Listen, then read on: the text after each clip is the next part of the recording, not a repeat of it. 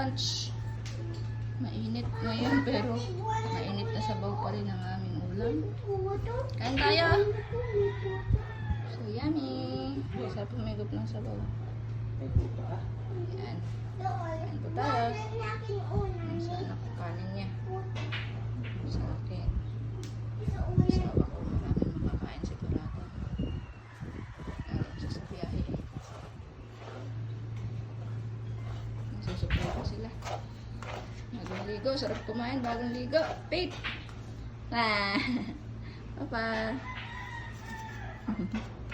Gusto ko yung si Papa naglalambing si Pete.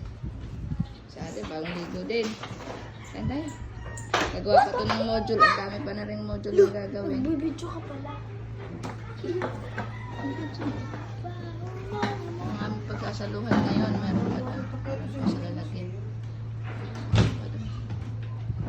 Kaya po tayo lunch.